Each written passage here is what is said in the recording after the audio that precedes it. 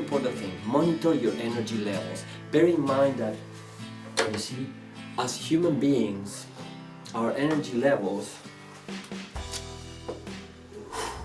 are constantly varying during the day, okay? When you are at your peak, you feel better. At certain hours of the day, you may feel worse, and you may notice a pattern there if you really pay attention. So my point is, start to pay attention to this so that you notice the pattern, so that you begin to do the things that I'm telling you in these videos when you are at your peak here, because it will be much easier for you to take action and to begin to change habits, even if it's one little step at a time, when you are at your best. So start monitoring your state of mind, start noticing when you feel better, and do habit change at those times. When you feel worse, when you are here, it will be much more difficult for you to motivate yourself to change in any way. It will be much more difficult for you to begin to do things differently. So make sure that you monitor your energy levels throughout the day. Another piece of important advice that will help you to get out of depression: act as if. You may have heard this this concept before. This concept is about feeling as if we are already there where we want to be. I have many clients that come to me to help them with public speaking, which is a very common problem that a lot of people have, and I've been helping them with this for years, and this is one of the pieces of advice that I give them. You see, today I'm talking to the camera. I'm talking to one tiny little hole in one dark piece of plastic equipment there. And I'm trying to imagine, to visualize, to feel the energy of you absorbing this knowledge from me today. And I'm trying my best to feel motivated about that, to feel excited about what I'm giving you, but in the end of the day, it's just one sad piece of equipment. It's still boring and plastic and black, and I'm alone in this place. You see? But the thing is that I come here and I act as if I am already there, as if I am already feeling excited, and that brings me to the energy of excitement. That brings me to feel better, more confident, stronger. I give myself permission to make mistakes. This is not even my mother tongue. It's difficult for me. And yet, I act as if I am super confident, super strong, as if I am feeling perfectly well talking to a camera. It's a weird thing. So act as if. How does it apply to depression? Act as if you are happy already.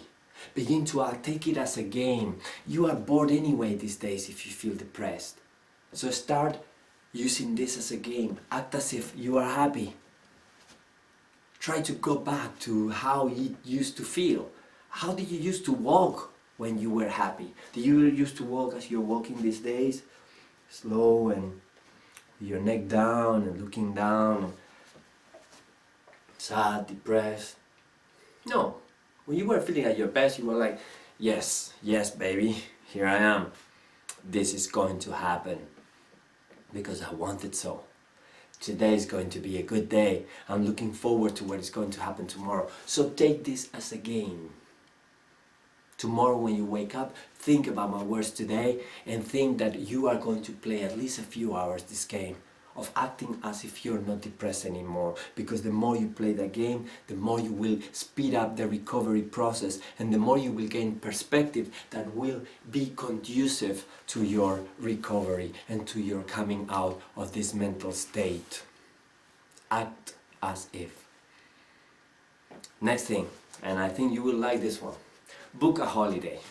Book a holiday. Okay? I am amazed that oftentimes clients come to me, and this is one of the things that I didn't used to ask them. And I learned it precisely because I've seen 1,000 clients in the last 5 years or so, and I was like, I used to just realize this by coincidence, by luck. And then I started to ask them, when was the last time that you took a holiday? And you will be surprised that a lot of people haven't taken a holiday for ages. They've been working, they're not taking time off. So Take a holiday. It will give you something to look forward to. Number one, very important. You see, when you're feeling down, you have nothing to look forward to and you know it. And it's not a nice feeling. Book a holiday. It will give you something to look forward to, even if you don't feel like to do it so much in that moment.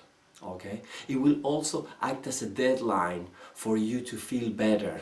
It will start the process in your mind by which you will begin to give yourself the messages at the subconscious level that you want to get better, to be at your best in your holiday, physically and mentally as well. Another benefit of holidays is that it will change your environment completely. It will even give you permission, because you're in a different place where nobody knows you, to do something completely different, perhaps unexpected. And number four, it will help you to go out and meet others, and you don't know how you may react in a different place. You don't know how you may react when you're surrounded by people of a completely different culture. Maybe you once again, for the craziest of reasons, discover that life is worth living again.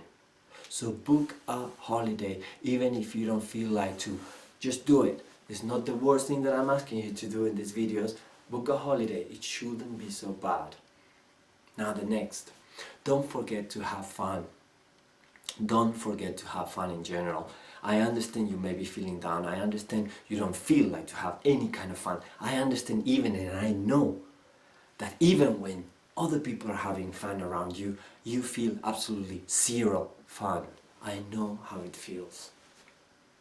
But try to have fun in any way you can. I'll tell you some easy ones, okay? Watch comedies, watch cartoons that you used to watch when you were a kid and used to make you laugh or happy. Yes? Call your funniest friend and have a stupid conversation with them. Stupidly funny, I mean. Do something ridiculous. What do you have to lose anyway? Think about that. If you're feeling down, maybe you're feeling so down that you're not self-conscious anymore. So imagine that you're a young man and you're feeling depressed and you know it. Normally you never have any energy, any motivation to talk to girls in general. You are in, let's say, your university campus or wherever. You know that you have access to these ladies, you see them every day, they're fine, they're good. At least you used to be attracted to them, but since you're down, you don't see them so attractive anymore. But hey, what the hell? Why not? Let's do something different. I feel so down anyway that I'm going to go and talk to them because I don't care anyway. So all the performance pressure has been taken out of me. You see, something that depression can do for you. Once again, not everything is so bad. So let's go to talk to the ladies. Hey, what's up? How are you? Put your number in my phone. What do you care?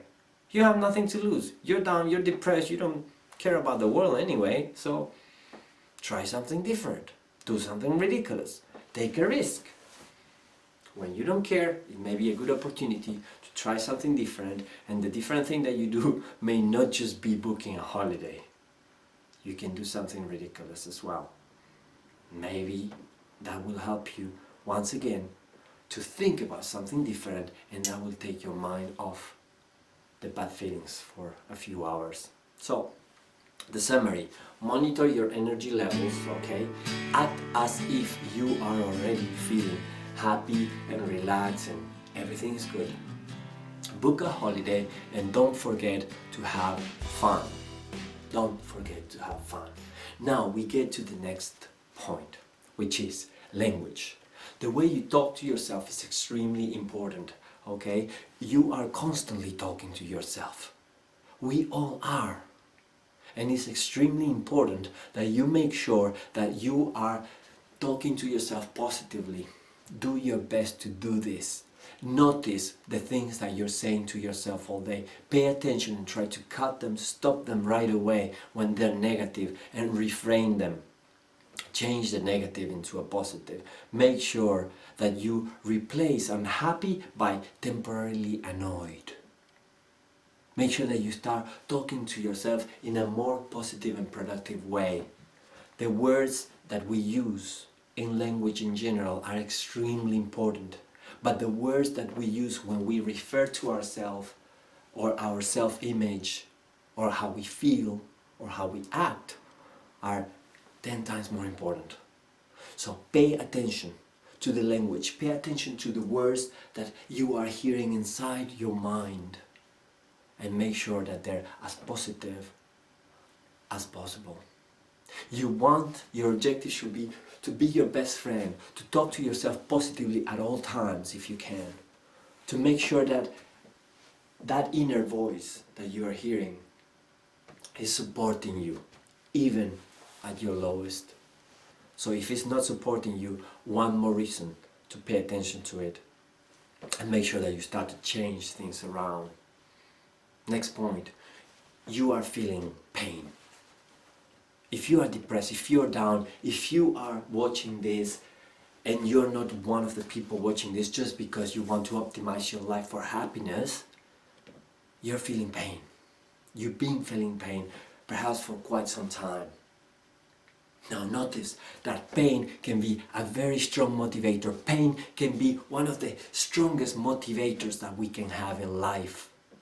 So you can begin to think about pain as, is it tinder that they call it? The kind of dry wood that you put in the fire so that it will become stronger and brighter. Well, pain can do this for you. Frustration can do this for you. Do you have breakup anger? Go and exercise, push-ups, hitting things. Do whatever it takes to convert, to use that pain as fuel. Have you been fired? Do a more intense job that you used to do. Take your revenge in doing the best job interviews that you can for your next job. Are you frustrated about life? Take radical new decisions. Dare to do something totally different. Dare to change your life. Use anger as fuel. Use it as the kind of ignition to your passion. If you are not going to feel well, at least feel angry. Accept your feelings of anger and use them to push you forward to begin to feel better. Draw from my energy, from my passion. This passion comes not only from my desire to help you feel better, from my motivation to do the right thing with my life, but also from past frustrations. I have found ways to convert and to pay attention and to make a conscious effort to draw from my frustration and my anger and project it into positive endeavors. And I kindly invite you to do the same. Frustration is raw, motivating fuel. Remember it. Because if you are depressed, you're feeling a lot of frustration against yourself, against the world, against the circumstances that brought you here. Use that anger and that frustration as fuel that propels you forward. Now, beware of escapism. And one of the things that we want to talk that is a form of escapism is pornography. Okay? There is an increasing amount of research that links pornography with depression. At the moment, as we speak today, they don't know if it's pornography that leads to depression or depression that leads to pornography. But the thing is that we start to see more and more clear a link between the two. And you don't want to be in the middle of that in any way. So moderate your exposure to pornography. Pornography is so common today that so many people are using it. Male, females, even any culture all around the world. Globalization includes the globalization of pornography as well. But try not to use it so much. Try to gradually replace it with other activities. Try to replace it with your hobbies, with going more out, with petting your pet, like the pet that we talked about earlier. make sure that you reduce your exposure to pornography, because pornography will prevent you from socializing, and the time that you waste on that will lead to self-shame. It will lower your self-esteem. Do you know that feeling when you have masturbated to pornography? Maybe you know it, maybe you don't. It doesn't really matter, but it's very common. Okay, people don't confess to this, but I'm a therapist. I see a lot of this. They confess to me. They tell me the truth. Yes? And a lot of people are masturbating to pornography out there. And do you know what is common to them? That as soon as they have their orgasm, they feel wrong. They feel that there's something wrong. They feel that they did something, not necessarily because they have some kind of moral problem with it, but because they know that it's not the real thing. They know that it's not such a good hobby to have, perhaps. You see? If you're male, excessive masturbation and excessive pornography will deplete you of the energy that you need to go out, to be ambitious, to feel better. The Chinese have this philosophy of the qi, or the qi, and they say that this is energy from the universe, and the Taoists believe that a man should try to ejaculate as little as possible, because every time he does, his life energy goes out and he becomes depleted of this life energy. You may believe or not on this, but it's interesting nonetheless. For women, I'll tell you something interesting about pornography and women.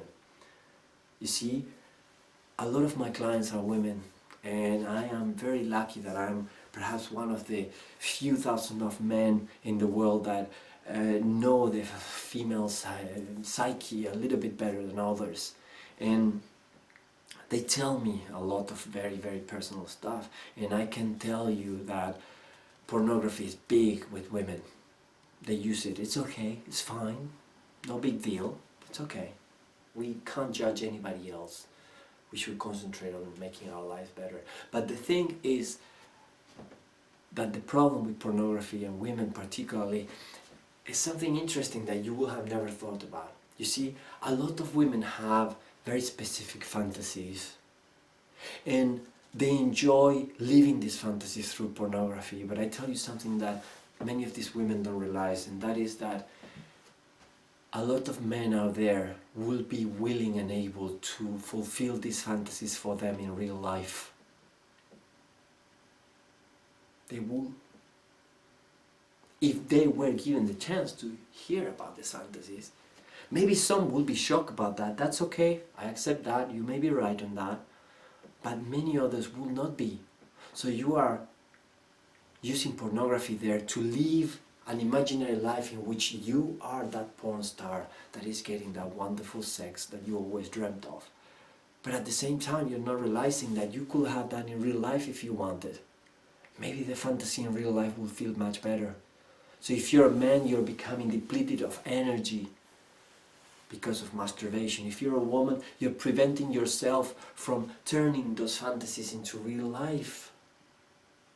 Think about this. Times have changed. People are much more open-minded than ever before. A lot of people know and understand and accept that other people use pornography. It's not the taboo that it used to be.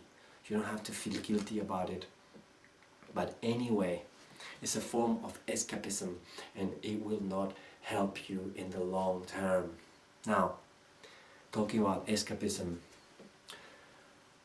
you see, some people go and use porn, for example, to release their sexual urges, but they do it because relationships are challenging and they don't want to risk it.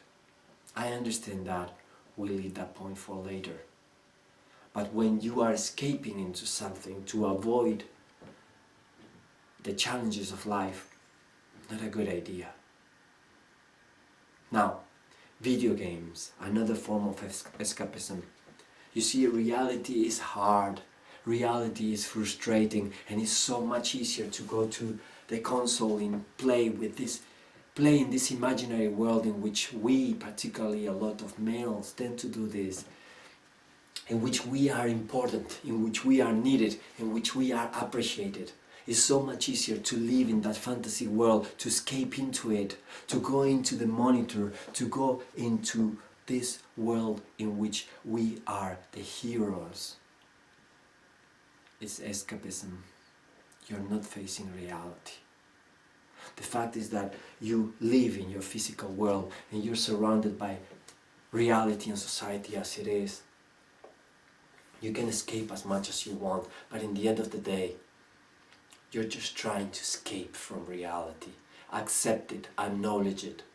You may be depressed, you may be down, I understand that, but at least let's agree that you're just trying to escape from reality through video games, through porn, through whatever else. It doesn't only apply to men. Maybe you're a woman and you are, of course I'm not being sexist, there are a lot of men that also do this, like there are a lot of women that use video games or pornography. Let's not get into sexist stuff here.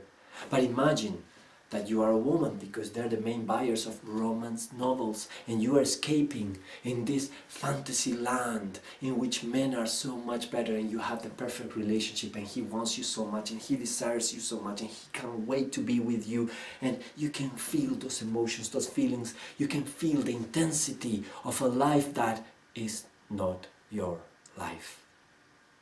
A life that is imagined, a life that is not real. A heroine that is not you. So accept that you are escaping into these things and accept that this is what you used to do, but you are able to do something else now. You're able to change your life. You're able to leave those things behind and begin to concentrate on your real life here and now, on how to make it better, on watching this video, on following my recommendations, on doing absolutely anything you can to improve your real physical life in your environment, in the place where you are, instead of escaping in fantasy lands. Virtual reality is going to get bigger and bigger and bigger in the coming years. The scenarios that we can be involved in will become more attractive, more vivid, more colorful, more immersive, more wonderful. A lot of people will escape into them. I wrote a book about mobile phones many years ago and I was talking about this and I was saying addiction will be a big problem because as the society and the economy, society gets more demanding with us and the economy gets worse, so many people, as the cost of virtual reality goes down, will choose to live in this world for longer. What we have in the past with games that started this way and people used to spend hours and hours there and everything will become so addictive is one sign. It's so much easier to escape into a life that is not ours. But remember, you are who you are. Be humble and be ready to accept that this is what it is. And do the best you can to be where you are, because escaping will never help you much. It's just a matter of time before you notice and you know and you learn the hard way that escaping has shortchanged you. Because you will be older and less wiser, and maybe you will be amazing at that particular video game. Maybe you will be able to name all the books of a particular romance novel author, but in the end of the day, what do you have? Concentrate on your present life instead. Finally, a last but very common form of escapism, which is alcohol. We could talk about drugs for hours, but let's talk about alcohol because it's a very common drug. It's very strongly associated with low self-esteem. It acts like an analgesic. It acts in a way in which we feel less, and that's why it's mentioned on this slide, because it's a form of escaping reality. Once again, it's not good for you. Even if we don't talk about the repercussions in your system of alcohol, it's not a good idea. So start to do less and less. Start to drink less and less. Start to get away from anything that doesn't bring you to your present moment here and now.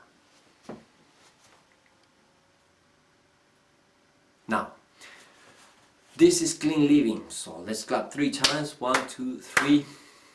Because this is a different model. We are entering in model number 4, clean living. And in this model, I give you a lot of little recommendations, what I call little tweaks to fine-tune your life so that you can feel at your best. So let's go straight into it. Clean living. The need for deep cleansing. Okay, you see what happens? Depression, in a way, made your mind dirty. I like this analogy. It doesn't, of course, anything that relates to dirt doesn't sound good, but bear with me for a moment, because imagine that your brain, due to the depression, feels heavy, numb, slow, kind of dirty. Once I was learning a particular hypnosis technique, and I remember that this was a very good technique because it will help the client, once in hypnosis, to take a big brush and brush away all the dirt that had accumulated in their brain. They will see, imagine, visualize in hypnosis this big brain of theirs, and they will begin to clean it. And they will tell the hypnotist when they had finished the job. And you see, in hypnosis we have many techniques like this, but this was particularly interesting for me. And it reminded me that it's true. When we are sad, down, depressed, we tend to feel, we could say that our mind is dirty in a way. It doesn't feel as pure, as pristine, as light as it usually is. So deep cleansing, important. Start cleaning your life. Simplify your life. Minimalism is important. Begin to get rid of anything superfluous. Begin to get rid physically and mentally of anything that doesn't help you to achieve health and happiness. Be Spartan about this. The Spartans were famous for just having with them as little as they needed. That's it. Everything had a function, and they always carried with them only what they needed. There's where the Spartan term comes from regarding having things. So be Spartan about this. Begin to get into a minimalistic style of decoration of your brain. Now,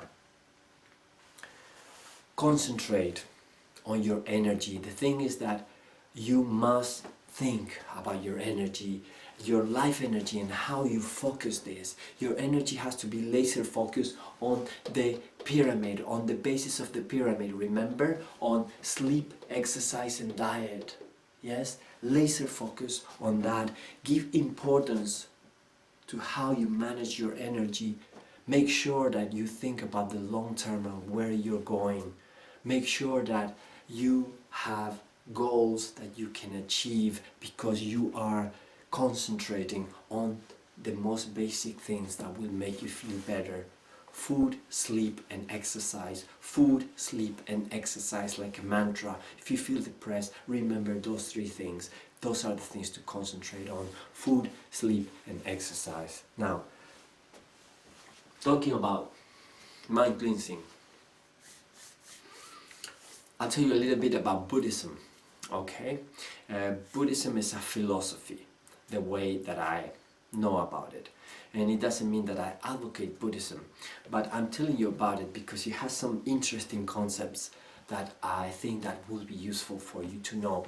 Because what Buddhists try to do, at least those that feel Buddhism or try to apply it in the way that Buddha meant it, they follow something called the Noble Eightfold Path. And Noble Eightfold Path has a lot of similarities to what I am telling you to do here in this model of clean living. Yes? Only up to a point. But I'll tell you, for example, I'll read for you the 8 points that compose the Noble Eightfold Path. Because these are things that are, let's say, worth thinking about if you want to begin to do some deep cleaning, some spring cleaning of your life. Number 1, right understanding. Number 2, right thought. Number 3, right speech. Number 4, right action. Number 5, right livelihood. Number 6, right effort. Number 7, right mindfulness. And number 8, right concentration. You see, they talk about 8 different things there that after they go in depth and how to live your life according to these values and how to make every one of these areas better in your life. But interesting that you learn about them. It may be useful for people that have an analytical mind, that like to understand absolutely everything, why they do what they do at any point. Buddhist beliefs or the basis of Buddhist philosophy may be useful to them. They also have something called the 5 precepts, and the 5 precepts are: you do not harm, you do not steal, you respect everyone, you speak kindly, and the last one was you do no harm, you avoid harm to the mind and the body. So those are the 5 precepts. You see, so some interesting concepts there. You may want to have a look at them. They may give you some of the answers that you are looking for as a philosophy. Some people think that Buddhism is a religion. I really don't get into that kind of debates because it doesn't matter to me one way or the other, but I remember being familiar with their concepts, and they're very, very interesting for a lot of people. They may be very useful.